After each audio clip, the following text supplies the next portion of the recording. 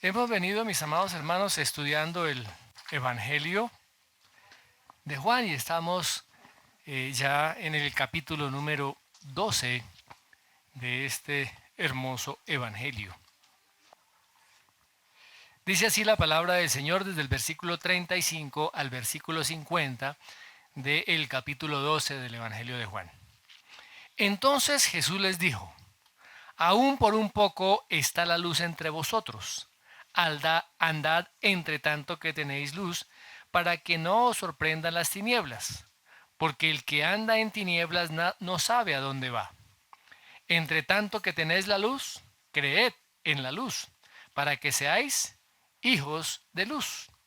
Estas cosas habló Jesús y se fue y se ocultó de ellos, para que se cumpliese la palabra del profeta Isaías que dijo: Señor, ¿quién ha creído a nuestro anuncio? ¿Y a quién se ha revelado el brazo del Señor? Por esto no podían creer, porque también dijo Isaías: cegó los ojos de ellos y endureció su corazón, para que no vean con los ojos y entiendan con el corazón, y se conviertan y yo los sane.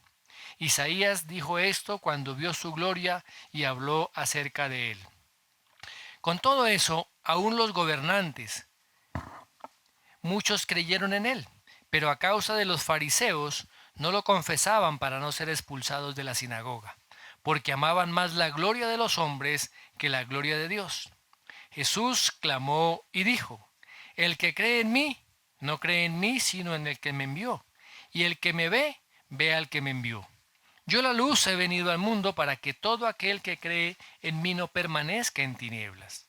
Al que oye mis palabras y no las guarda, yo no le juzgo, porque no he venido a juzgar el mundo, sino a salvar al mundo.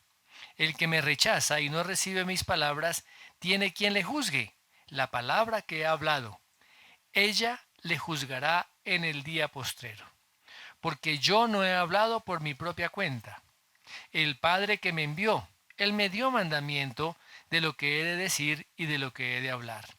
Y sé que su mandamiento es vida eterna.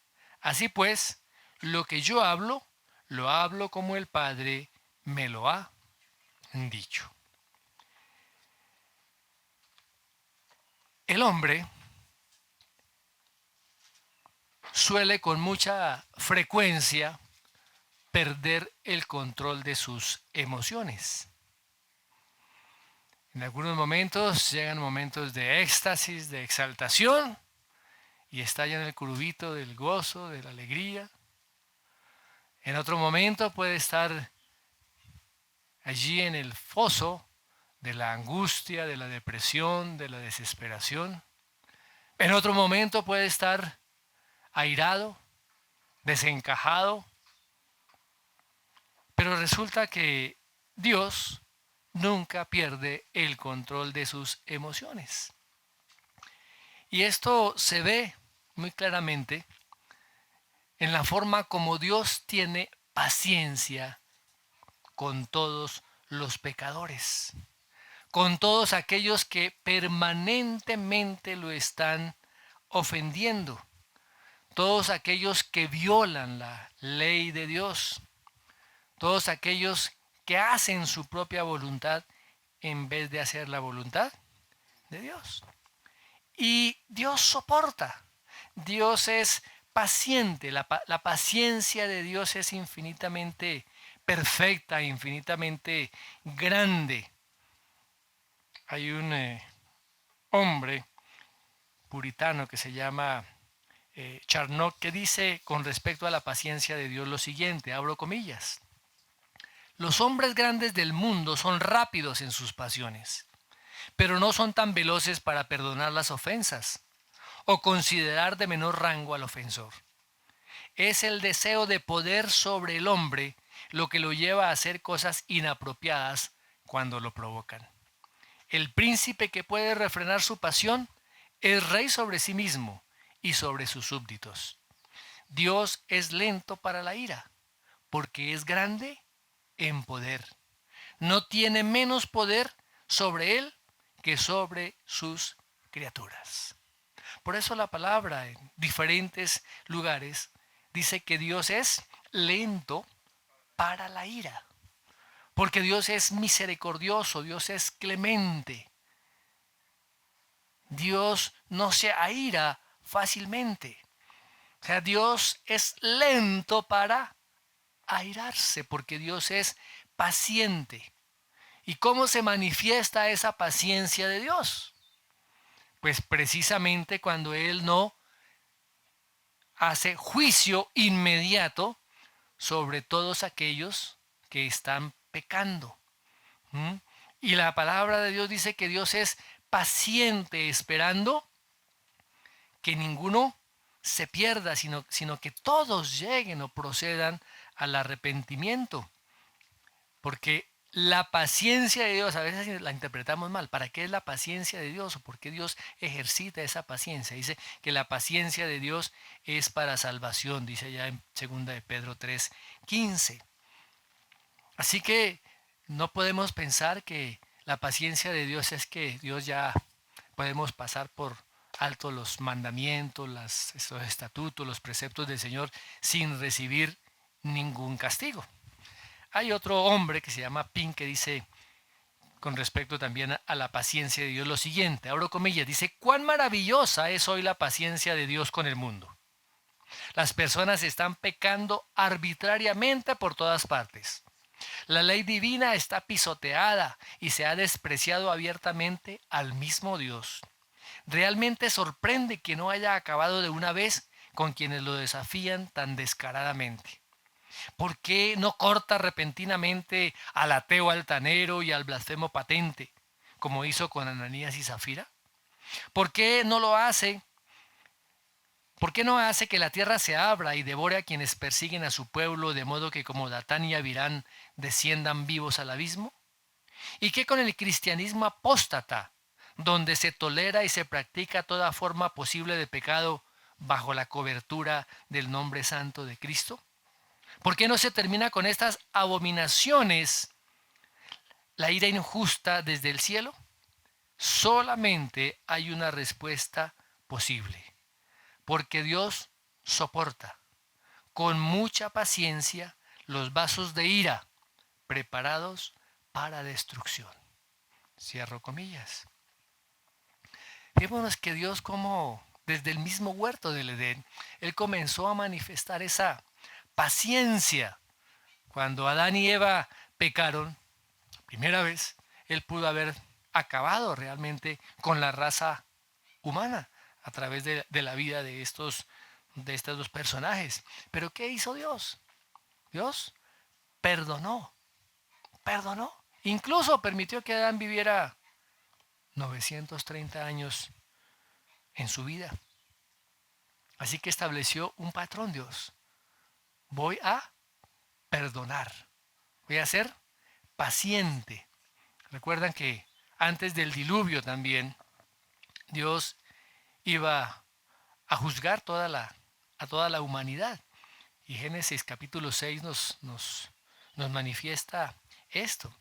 Dice que el Señor vio que la maldad del ser humano en la tierra era muy grande, que todos los pensamientos que tenía el hombre eran siempre hacia el mal. La raza humana se había corrompido, se había vuelto malvada. Y dice allí que Dios se arrepintió de haber hecho el ser humano en la tierra y que le dolió su corazón. ¿Y qué dice Dios? Dios dijo: voy a raer, voy a acabar de sobre la faz de la tierra a los hombres que he creado. Y no solamente a los hombres, también a las bestias, los reptiles y las aves del cielo. Dice: pues me arrepiento, dice Dios, de haberlos hecho. Pero Dios dice más adelante, ¿sí? Dice la palabra: no contenderá mi espíritu con el hombre para siempre, porque ciertamente él es carne, mas serán sus días 120 años. Dios, dice la palabra, también allá Pedro habla en su primera carta, capítulo 3, verso 20, dice que Dios esperó con paciencia en esos días de Noé. Mientras Noé predicaba, mientras Noé llamaba a las personas al arrepentimiento. Ese tiempo fue tiempo donde Dios permaneció pacientemente esperando. a que la gente se arrepintiera, que confiara, se sometiera a Él. Y a través de toda la historia humana, Dios siempre ha mostrado tolerancia y ha mostrado paciencia aún a las naciones que lo han rechazado. Recuerdan que Dios allá también hablando en Génesis capítulo 15, cuando le habla con Abraham y Dios determina el juicio contra los cananeos, Dios dice, mire, están bajo juicio ya, pero aún no ha llegado hasta el colmo la maldad del amorreo. Pero posteriormente vino el juicio que fue profetizado por Nahum y otros profetas. Pablo también cuando le habla a los paganos allí en Listra, en el capítulo 14 de Hechos, versos 16 y 17, dice la palabra lo siguiente, dice, en las edades pasadas, Él ha dejado a todas las gentes andar en sus propios caminos, si bien no se dejó a sí mismo sin testimonio, haciendo bien, dándonos lluvia del cielo y tiempos fructíferos, llenando de sustento y de alegría nuestros corazones. A pesar de la maldad del hombre, Dios es paciente y aún derrama todas estas bendiciones.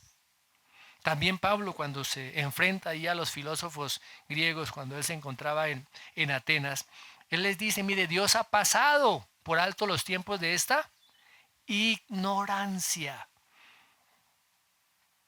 Ha pasado por alto los tiempos de esta ignorancia. Pero el juicio se detuvo por un tiempo. Mis hermanos, el hecho de que seamos ignorantes de la palabra de Dios no nos excusa o exime del juicio. Por eso tenemos que estudiar y conocer la palabra de Dios. Ahora, Israel como nación ha sido una de las naciones que ha experimentado realmente la paciencia de Dios como ninguna otra nación en el mundo. A lo largo de su historia, Israel cerró su corazón, endureció su corazón, y Esteban precisamente describe de manera muy gráfica cómo era la condición del pueblo de Israel. Allí en Hechos capítulo 7, verso 51. Las características que había en el corazón, dice tercos, dice duros de corazón, torpes de oídos, siempre están resistiendo al Espíritu Santo. Jeremías también reprende al pueblo de Israel, allá en Jeremías capítulo 22, verso 21. Dice, este fue tu camino desde tu juventud, que nunca oíste mi voz. Porque los hijos de Israel y los hijos de Judá no han hecho sino lo malo delante de mis ojos desde su juventud. Porque los hijos de Israel no han hecho más que provocarme a ira con la obra de sus manos, dice allá en el capítulo 32, 30 también. Así que permanentemente el pueblo de Israel estaba provocando a ira al Señor Jesús, al Dios y Padre, perdón. Permanentemente. Pero Dios, paciente, la paciencia de Dios, pasaba por alto la provocación. Miremos lo que dice el Salmo 78, 38. Misericordioso es Dios, perdona la maldad, dice, y no los destruirá. Apartó muchas veces su ira y no despertó todo su enojo. El profeta Isaías también en el capítulo 48, verso 9 dice lo siguiente: por amor de mi nombre diferiré mi ira, y para alabanza mía la reprimiré para no destruirte. Le está diciendo al pueblo de Israel.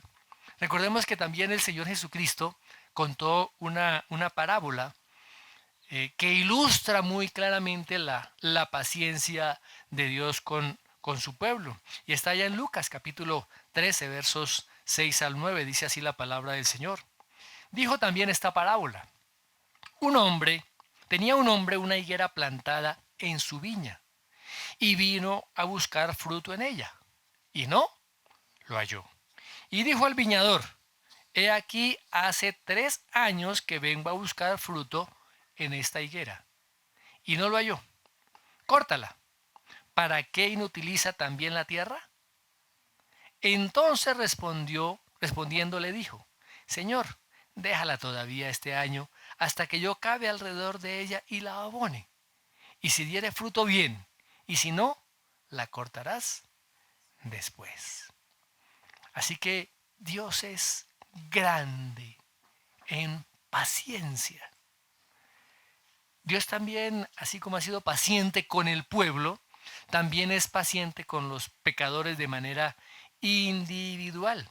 Veamos lo que dice allá el apóstol Pablo en Romanos capítulo 2, verso 4. Esta pregunta que Pablo hace, dice: ¿o menosprecias las riquezas de su benignidad, paciencia y longanimidad, ignorando que su benignidad te guía al arrepentimiento? Dios es paciente esperando que las personas se arrepientan. Romanos 9:22 también dice lo siguiente: Dios, queriendo mostrar su ira y hacer notorio su poder, soportó con mucha paciencia los vasos de ira preparados para destrucción. ¡Wow! ¡Cuán paciente, mis amados hermanos, es nuestro Dios! Y en este tiempo Dios está manifestando su paciencia. ¿Por qué? Porque todavía no ha regresado para el juicio final. En el juicio final ya la paciencia de Dios termina. Charles Spurgeon dice con respecto a la paciencia del Señor lo siguiente, abro comillas: hemos esperado la venida de nuestro Señor cuando muere la noche. Lo hemos buscado en la entrada de la mañana, lo hemos esperado en el calor del día y creído que podía venir antes de la próxima caída del sol. Pero no estaba allí. Él espera mucho tiempo. ¿No vendrá? La paciencia es la razón por la cual no ha venido.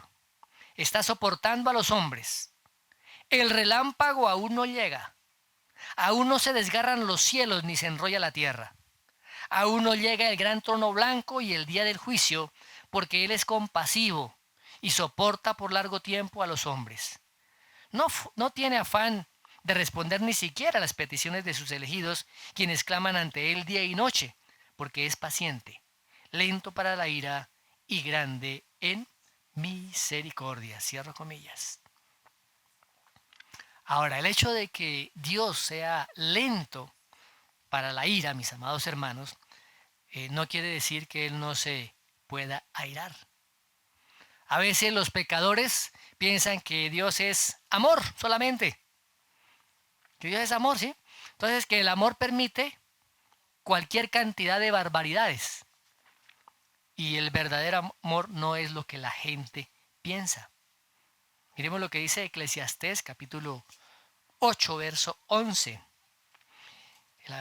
Salomón escribe de esta manera, dice: por cuanto no se ejecuta luego sentencia sobre la mala obra, el corazón de los hijos de los hombres está en ellos dispuesto a hacer el mal. A mí me ha ido bien con lo que yo hago. Yo vivo así, ¿y qué? No he visto ningún juicio ni ningún castigo de Dios. Queremos pasar por encima los principios de la palabra y creemos que la paciencia de Dios es que Él no va finalmente a juzgar.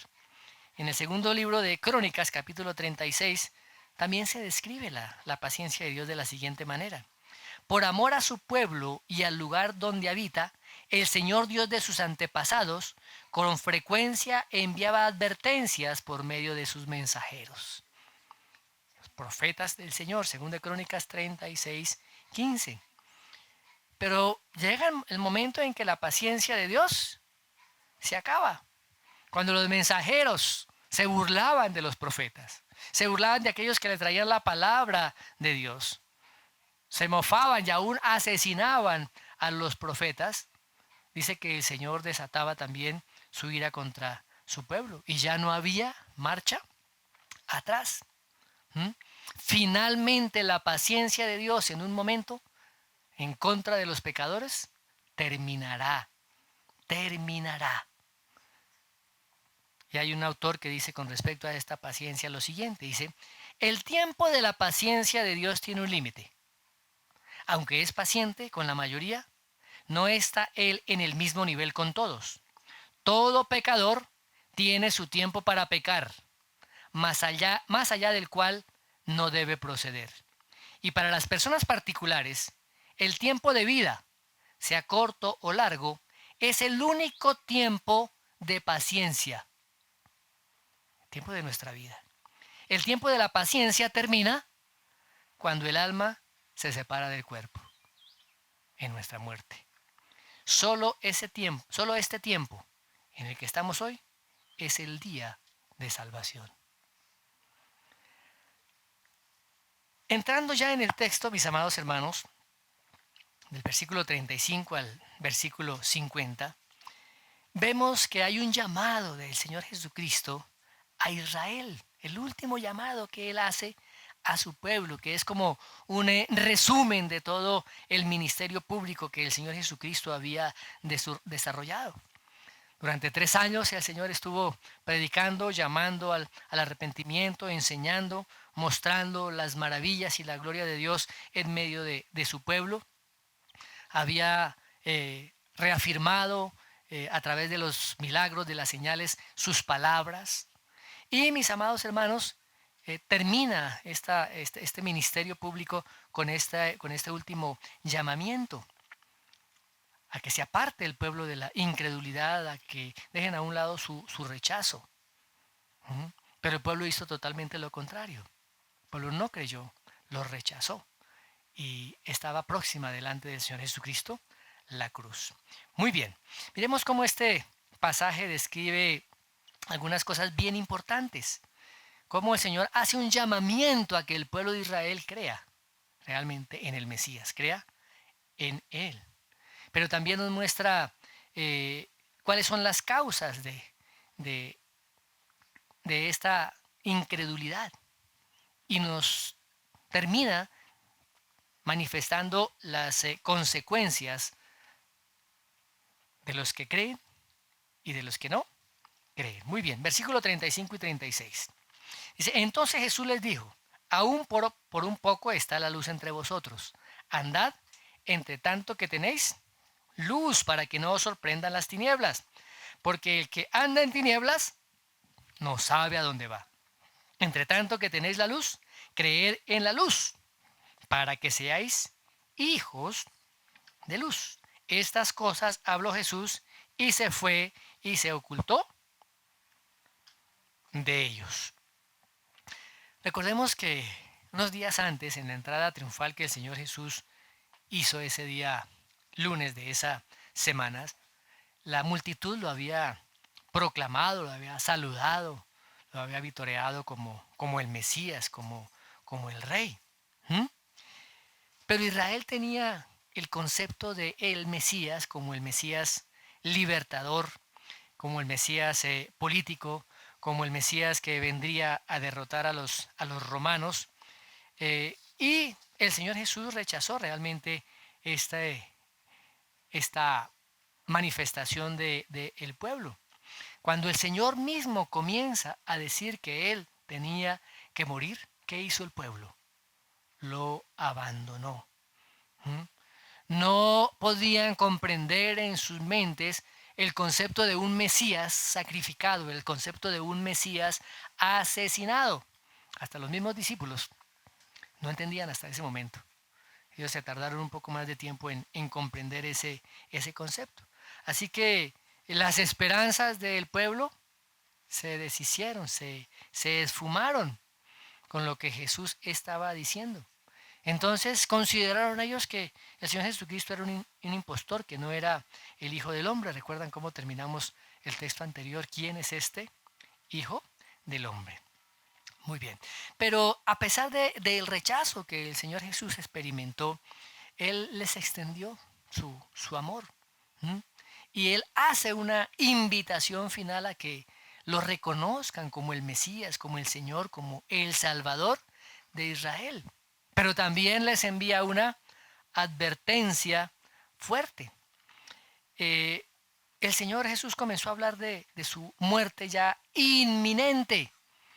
Por eso les dice que va a estar por un poco de tiempo en medio de ellos. ¿Cómo? La luz. Por un poco de tiempo. ¿A qué se refiere con la luz? Se está refiriendo a Él mismo. Recuerdan lo que dice allá el capítulo 1 de Juan. La luz vino al mundo. El verbo se hizo carne. Pero los hombres prefirieron a las tinieblas. ¿Qué? Que la luz. Muy bien, mis amados hermanos. Y les dice, entre tanto que tengan luz, aprovechenla. ¿Mm? Para que no les sorprendan las tinieblas. ¿Por qué? Porque el que anda en tinieblas no sabe hacia dónde va. Antes de que se descubrieran todos los principios eléctricos y se descubriera la bombilla y todo eso, pues no había una luz permanente y continua en las noches. De tal manera que cuando alguien tenía que viajar de un lugar a otro, pues no lo hacía en las noches, porque no podía ver, no podía caminar con seguridad. Y el Señor hace esta comparación. Mientras haya luz, podemos caminar, que no nos sorprendan las tinieblas. Crean en la luz y la luz está en medio de ustedes. Él ya lo dijo, yo soy la luz del mundo. Pero tienen que creer en la luz. Y aquí hay una preciosa promesa que el Señor nos hace. Si ustedes creen en la luz, ¿en qué se convierten? En hijos de luz. O sea, van a ustedes a mostrar, van a ser ustedes esos receptores, esos recipientes de la luz de Cristo, de la gloria de Dios, donde va a ser manifestada al mundo. Y eso es lo que hoy en día hace la iglesia. Cada uno de nosotros somos esos receptáculos de la luz de Cristo, alumbrando a un mundo que vive en total oscuridad, en tinieblas. Pero ¿qué sucede cuando los pecadores persisten en su pecado y rechazan a esa luz? Viene el juicio de Dios. Allá en Nehemías, capítulo 9, verso 30, la primera parte dice, les soportaste por muchos años y les testificaste con tu espíritu por medio de los profetas. Y la segunda parte dice, pero no escucharon. No escucharon. ¿Y qué hizo Dios? Dios los entregó, escúcheme bien, en manos de los pueblos vecinos. Fíjese cómo viene el juicio de Dios sobre Israel. Y en el Salmo 81, versos 11 y 12, Dios se lamenta, mire lo que dice. Pero mi pueblo no oyó mi voz, e Israel no me quiso a mí. Los dejé, por tanto, a la dureza de su corazón. Caminaron en sus propios consejos. Tremenda palabra, mis amados hermanos. Y eso se aplica hoy en día también a cada uno de nosotros. Como cristianos estamos escuchando la voz de Dios. Como cristianos estamos escuchando la guía o estamos siguiendo la guía del Espíritu Santo a través de las directrices de la palabra de Dios. No me quiso a mí. ¿Qué es lo que más queremos? Buena pregunta. ¿Qué es lo que más queremos? Los jóvenes que están en la universidad, yo aspiro, yo quiero graduarme con honores, tener una tesis laureada y después de eso tener un buen trabajo para tener plata. Y llegan y consiguen todo eso y su corazón sigue vacío. No, el día que me case, que consiga un churrote de esos, sí, un príncipe azul o una cenicienta. ¿Ah? Mis amados, ¿detrás de qué vamos nosotros en nuestra vida? ¿Qué es lo que perseguimos? Permítame decir todas esas arandelas. Eso nos llena. Gracias a Dios por todo eso, porque podemos estudiar, capacitarnos, tener un trabajo, producir con nuestras manos. ¿Eh? Podemos tener una princesa y un príncipe, por todas esas cosas, hijos. Pero eso no es el todo de la vida. Lo más importante es realmente lo que queremos, llamamos en nuestro corazón, y es a Dios. Dice, Israel no me quiso a mí. Y cuando no queremos a Dios, ¿qué hace Dios? Dice, los abandoné, los dejé a la dureza de su corazón. Caminaron en sus propios consejos, en sus propias ideas, en sus propios planes y proyectos. ¡Wow! Y de todas esas cosas que nos parecen a nosotros tan importantes, a las cuales de pronto amamos, hacemos un ídolo. Y mire lo que dice Oseas precisamente con respecto a esto, mis amados hermanos. Dice, Efraín era el nombre que se daba para el reino de Israel. Dice, es dado a los ídolos. Déjalo. Dios abandonó al pueblo a las consecuencias de su propio pecado. ¿Por qué? Porque endurecieron su corazón. Mis amados hermanos, evaluemos nuestro propio corazón. ¿Hay dureza en nuestro corazón? Las cosas de Dios ya no son tan importantes para mí. Tengo otras cosas más importantes que hacer. Ay, leer todos los días la Biblia, ¿no? Eso yo me aguanto a la predicación del domingo.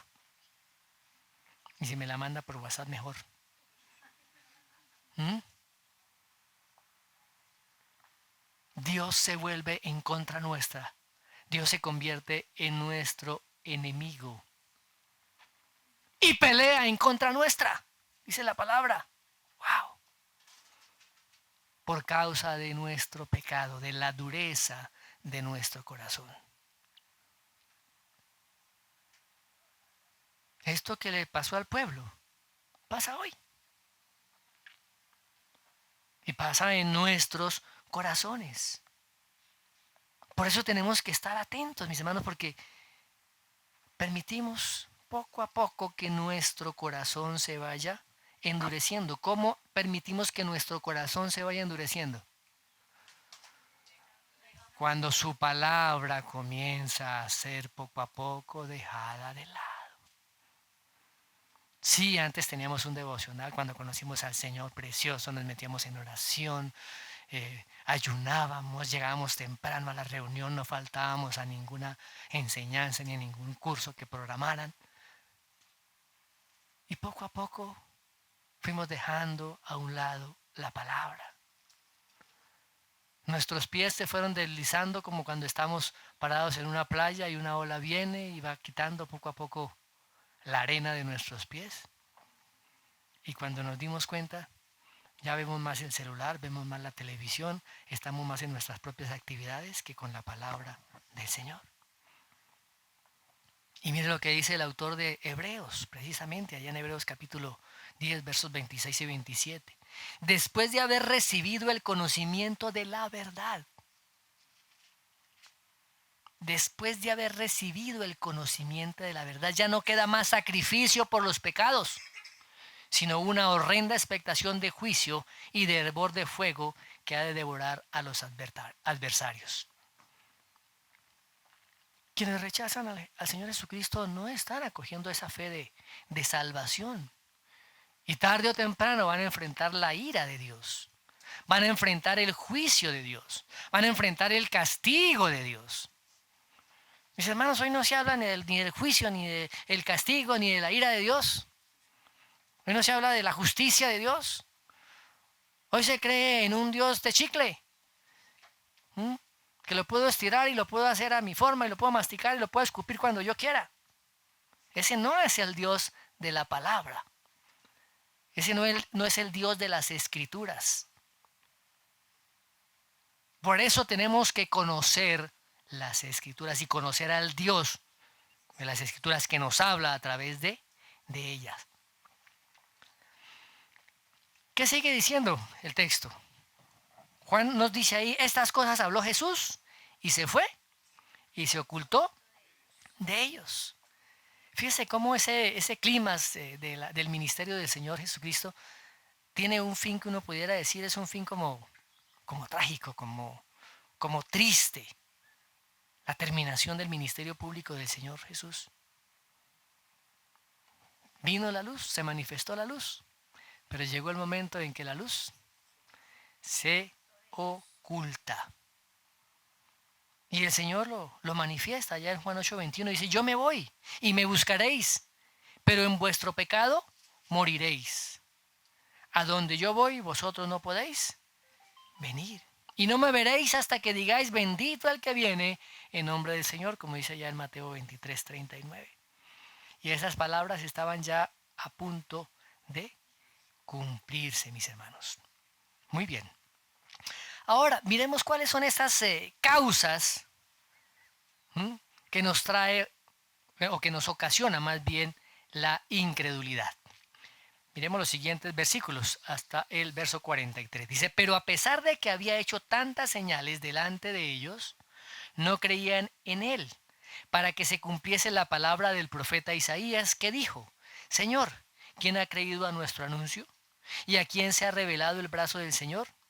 Por esto no podían creer, porque también dijo Isaías, cegó los ojos de ellos y endureció su corazón, para que no vean con los ojos y entiendan con el corazón y se conviertan y yo los sane. Isaías dijo esto cuando vio su gloria y habló acerca de él.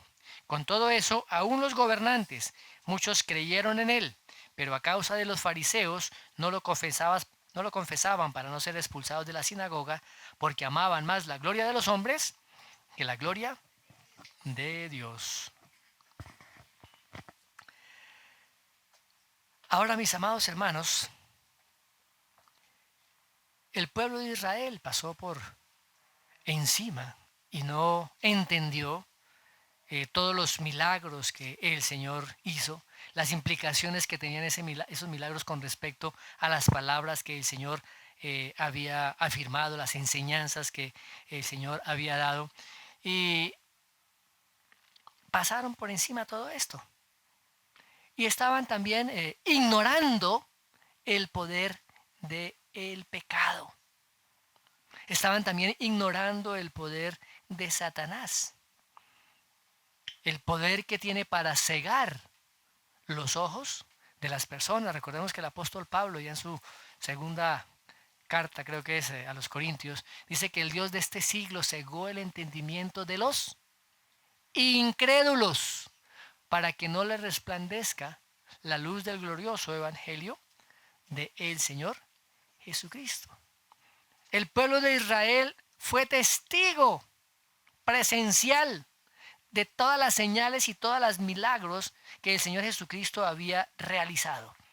Y aún así, no creyeron en él. Eran milagros y señales legítimas. Nadie podía decir que no se habían realizado. Pero ¿qué hizo el pueblo? El pueblo endureció su corazón contra la verdad.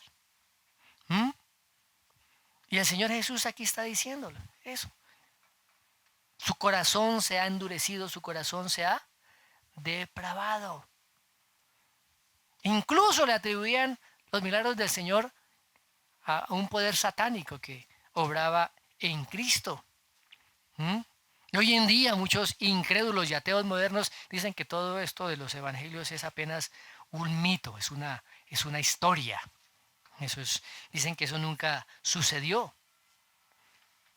Pero mis amados, la historia está. El evangelio es un hecho histórico, no es una fábula. Todos aquellos que quieren negar que el evangelio es un hecho histórico y algo verídico es porque su corazón está en tinieblas, endurecido. En la mente de estas personas, su corazón están viviendo en completa oscuridad. Para ver la luz se necesita que nuestros corazones sean regenerados. Se necesita la iluminación del Espíritu Santo. Eso se llama el nuevo nacimiento. Y aquí el apóstol Juan está pues mencionando cuáles son las causas de la incredulidad del pueblo de Israel. Hay una razón divina y hay otra razón humana. Vamos a ver cuáles son. ¿Sí? Fíjese que aquí se ilustra de manera bien interesante la interrelación que hay entre la soberanía de Dios y la responsabilidad humana, la responsabilidad del hombre. ¿Mm? Ahora, para el Señor Jesucristo no era ajeno el rechazo, ¿sí?, que el pueblo le había manifestado y por ende la incredulidad. Y tampoco estaban ajenos al plan de Dios. Dice la palabra ahí que ocurrió esto para que se cumpliese la palabra del profeta Isaías. ¿Mm? Y pregunta, Señor, ¿quién ha creído a nuestro anuncio? Está en Isaías 53:1. ¿Y cuál es la respuesta? ¿Quiénes han creído? ¿Todos? ¿Muchos? No, muy pocos. Muy pocos. Y esta palabra es también la palabra profética, no solamente para cuando Dios anuncia y llama al pueblo al arrepentimiento a través de los profetas, sino cuando Dios se manifiesta, cuando el brazo del Señor es revelado, es manifestado el poder de Dios a través de lo que el Señor Jesucristo realizó en señales y milagros. ¡Qué tremendo! Y ellos no podían creer. No podían creer. ¿Qué dice Isaías 6:10? Dice, porque cegó los ojos de ellos y endureció su corazón para que no vean con los ojos y entiendan con el corazón y se conviertan a Él y los sane. O sea que ese rechazo por parte del pueblo de Israel estaba en los planes de Dios. ¿Estaba en los planes de Dios? Sí, claro que sí. ¿Mm? Fue un juicio de parte de Dios. Fue un juicio de parte de Dios. Y en Romanos el apóstol Pablo en el capítulo 11 nos menciona qué ocurrió con esa transgresión de Israel o qué consecuencias trajo esa transgresión del pueblo de Israel. Dice que la transgresión del pueblo de Israel, a través de esa transgresión vino la salvación para nosotros, los gentiles. ¿Mm? O sea que el plan de Dios, mis hermanos, no lo frustra un acto pecaminoso de las personas. No es así. ¿Mm? No es así. E Isaías, dice que Isaías dijo esto cuando vio su gloria y habló acerca de él. Isaías tuvo una visión divina, si ustedes recuerdan en el capítulo 6 de Isaías. ¿Sí? Y Juan se está refiriendo a esta visión que Isaías tuvo en ese tiempo. Ahora, Juan también está aquí mostrando la incredulidad, cómo se ha profetizado esa incredulidad del pueblo de Israel. No creyeron en Cristo, no creyeron en el Mesías. No lo creyeron. Y endureció el pueblo su corazón hacia el Señor Jesucristo. ¿Cómo está nuestro corazón hacia Cristo? Volvemos a la misma pregunta. ¿Es nuestro corazón tierno a la palabra? ¿Es nuestro corazón apasionado en las cosas de Dios? ¿O Dios va a tener que meter nuestro corazón en una olla a presión? No sé si algunos de ustedes alguna vez han cocinado carne como costilla de res, como sobrebarriga. ¿Cómo la tienen que cocinar? Hay que ponerla en una olla a presión, algunos les dicen la pitadora, pero es una olla a presión, ¿sí? Donde tiene que pasar bastante tiempo sobre el fuego para que la presión allí dentro de la olla sea tan fuerte que comienza a ablandar poco a poco la carne, el alimento que está allí depositado. Mis amados, ¿alguna vez hemos experimentado esa presión? Porque a veces he escuchado personas que vienen en situación y esto y lo otro y aquello y lo otro. Y uno dice, wow, ¿por qué? Uno no conoce el corazón de estas personas. Pero Dios sí lo conoce. ¿No será que posiblemente Dios está tratando con ellos? ¿Está tratando con su pecado? ¿Está tratando con su dureza porque Él no quiere que se pierdan? Puede ser una causa.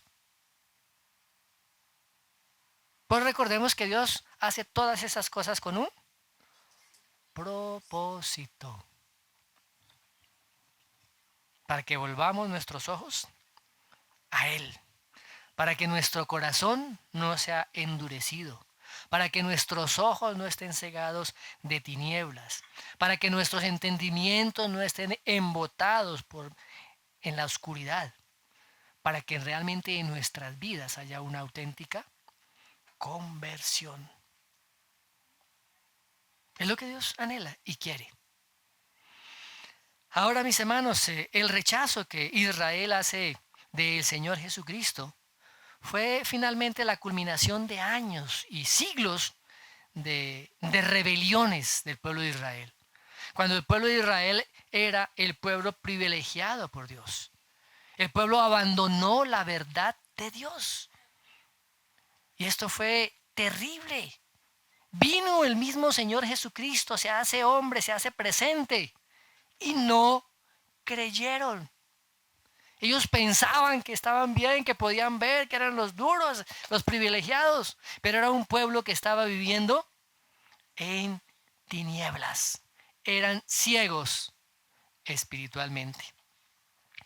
Ahora, pero el endurecimiento de Israel, que fue un acto soberano de Dios, eso no niega la culpa de quienes se negaron a creer en el Señor Jesucristo como el Mesías. Dice la palabra que cegó los ojos de ellos. Ahora, eso no fue una ceguera aparte de la voluntad y de la elección de las personas. ¿Por qué? Porque ellos escogieron el mal. Ellos escogieron y decidieron no creer. Fue una elección propia, deliberada. Tenemos que entender eso, mis amados hermanos. ¿Qué tanto nosotros podemos endurecer nuestro corazón? Y ahí es donde tenemos que ir delante de la presencia del Señor. El Señor dice, examina, dice el salmista, examina mi corazón. ¿Ves si en mi corazón hay engaño?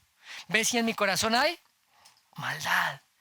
Muéstrame si mi corazón está endurecido. Y tenemos que hacerlo permanentemente porque nuestro corazón es engañoso, mis amados hermanos.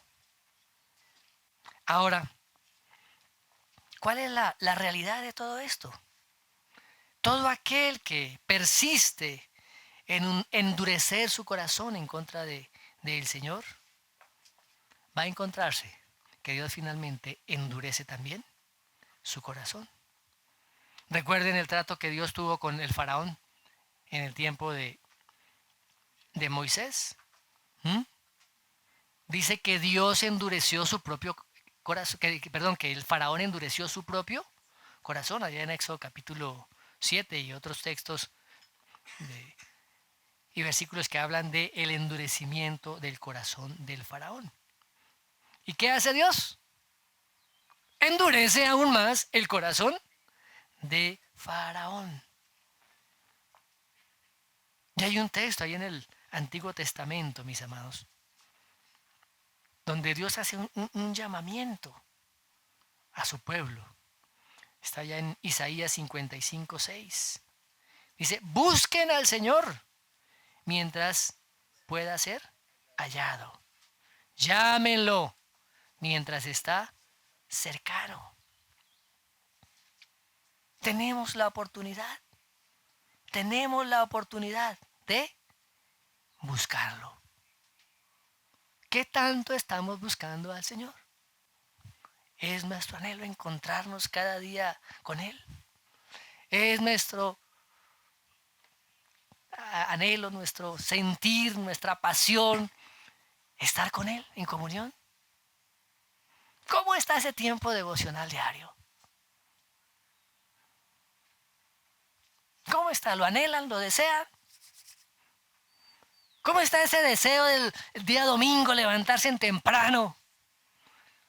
Sí, porque hay algunos varones que son los últimos que se levantan el día domingo, cuando debían ser los primeros que se levanten. Está esa pasión de ir, voy a estar con mis hermanos, con los hijos de Dios, vamos a estar alabando a nuestro gran Dios, vamos a estar compartiendo un tiempo, vamos a estar escuchándola. ¡Qué bueno! Y estamos aquí desde las 9. Pero cuando no hay eso, ¡ay! ¡Qué artera! Hoy domingo otra vez, y el domingo es para descansar. Miremos, mis hermanos, la dureza de corazón se manifiesta a través de lo que nosotros hacemos, de lo que manifestamos a diario. Así es que aún como cristianos que decimos ser, tenemos que convertirnos al verdadero evangelio del Señor Jesucristo. Al evangelio de la entrega. Al evangelio donde he sido comprado por precio.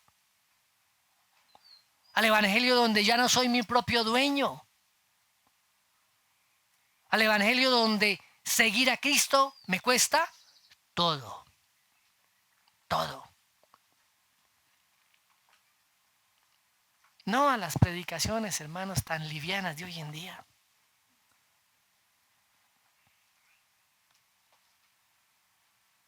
Por eso tenemos que ir a la palabra y estudiar la palabra.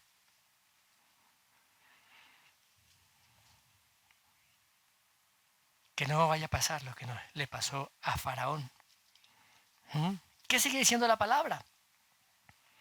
¿Qué hicieron los gobernantes? Dice que algunos creyeron en él, pero no lo confesaban abiertamente. ¿Por qué? Por miedo, porque le iban a ser expulsados. ¿Qué tipo de fe era esa, mis hermanos? Una fe falsa. Una fe falsa. Anhelaban más la gloria de los hombres que la gloria de Dios. Ya las autoridades religiosas habían determinado que aquel que lo siguiera o que creyera en él iba a ser castigado y expulsado de la sinagoga. Aquel que confesara que el Señor Jesucristo era el Mesías. Amaban más la gloria de los hombres. Esas personas tenían una fe superficial, una religión superficial. Y el Señor Jesucristo, también allí en Juan, dice, ¿cómo ustedes pueden creer. Si reciben gloria los unos de los otros y no buscan la gloria que viene del Dios único. En Juan 5:44. A veces amamos más la religión, amados hermanos. A veces amamos más la religión que al verdadero Cristo. ¿Es realmente el Señor Jesucristo nuestra prioridad? A veces amamos más nuestra posición social o nuestro trabajo o los quehaceres que hacemos o las diversiones que tenemos. A veces amamos más a esas cosas.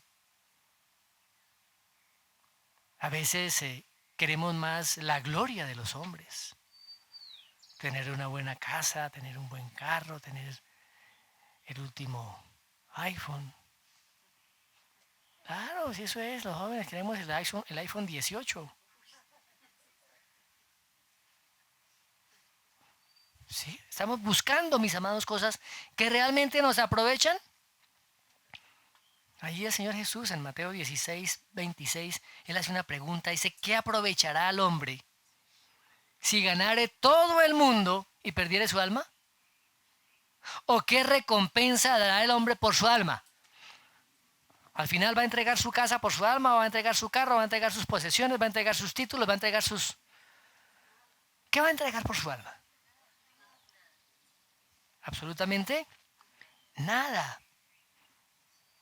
Pero mire la promesa que el Señor Jesús da. Dice así la palabra. Si alguno me sirviere, sígame. Y donde yo estuviera, allí también estará mi servidor. Si alguno me sirviere, mi Padre le honrará, lo que vimos allí en Juan capítulo 12:26. A veces pensamos que somos justos en nuestras propias. No, pero yo estoy viendo siendo buen cristiano. Yo voy el domingo, ¿qué más me pueden pedir? Yo no. Yo voy el domingo y yo presento mis diezmos y mis ofrendas, yo. Eso era lo que hacía el fariseo allá cuando estaba orando en voz alta. Yo no soy como ese miserable publicano. Yo presento mis diezmos, yo vengo a la reunión todos los días, yo estoy bien. Muy bien. Y cuando pensamos que estamos así, mis amados, nos estamos justificando nosotros en nuestra propia opinión. Por eso nuestro corazón tiene que ser examinado por el Señor. Y cuando Dios examina nuestro corazón y nos muestra la condición de nuestro corazón, tendremos que derramar lágrimas delante del Señor a causa del pecado y de la inmundicia que aún hay en nuestros corazones. Pero miremos ahora cuáles son las consecuencias, tanto del creer como del no creer. Versos 44 al 50.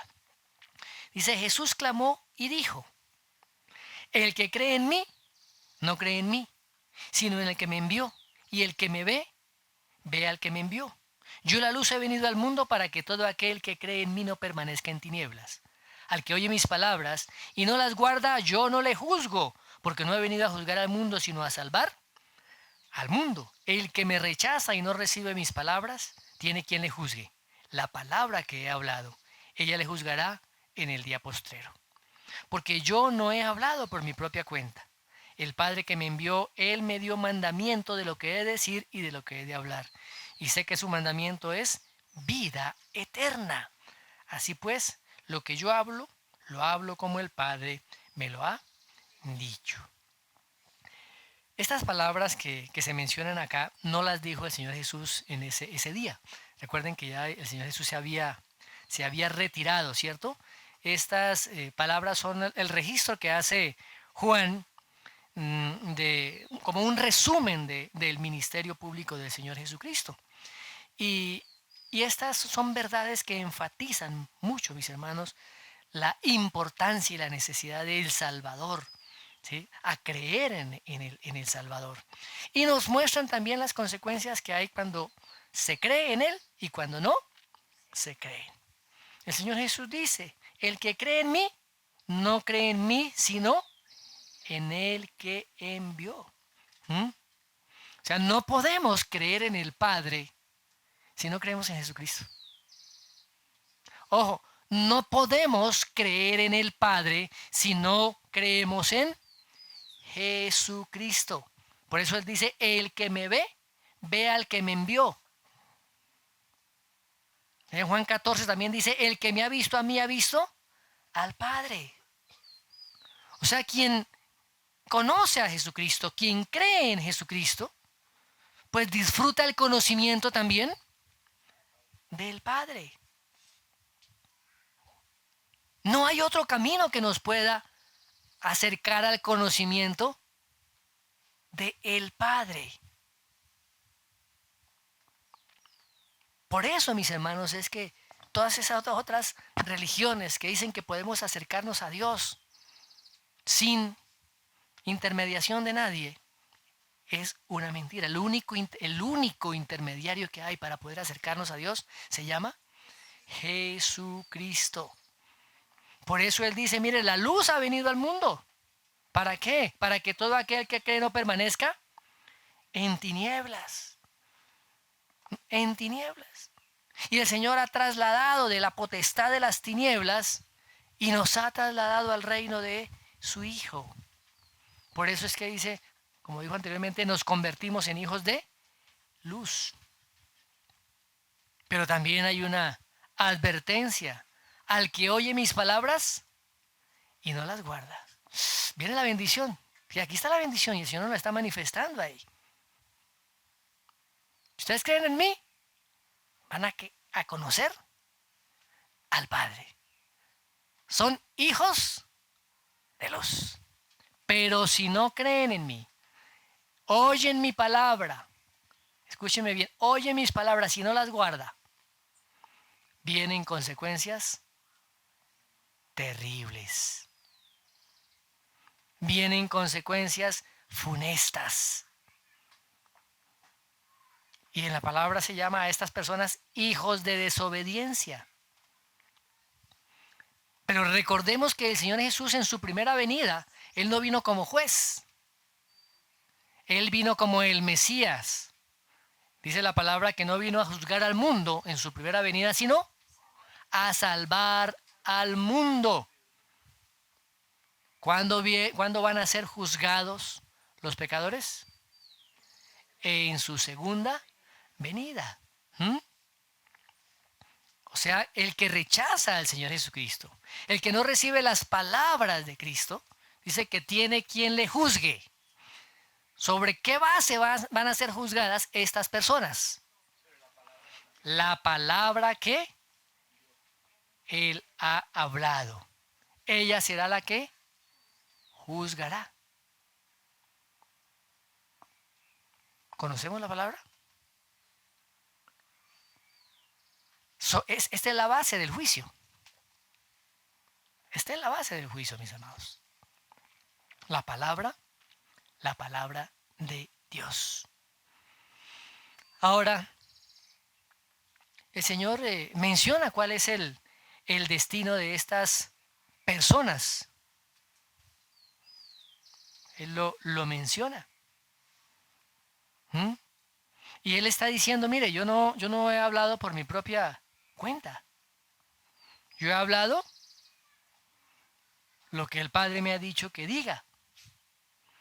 El Padre me dio mandamientos para enseñarles a ustedes y yo se los he enseñado. Y miren lo que dice. Y sé que su mandamiento es vida eterna. ¿Dónde encontramos la vida eterna? En la palabra. ¿Quién es la palabra? Cristo mismo es la palabra, el verbo hecho carne. Así que, mis amados hermanos, el pueblo de Israel recibió muchas bendiciones del Señor. El apóstol Pablo lo menciona ahí en el capítulo 9 de Romanos. Dice que fue el pueblo adoptado por Dios, el pueblo que recibió la gloria de Dios, el pueblo que recibió el pacto, la promulgación de la ley, el culto, las promesas. de quienes son los patriarcas, pero sobre todas las cosas, de donde provenía el Mesías. Y fijémonos, trágicamente, cuando el Mesías vino, lo rechazaron. Se negaron a creer en él.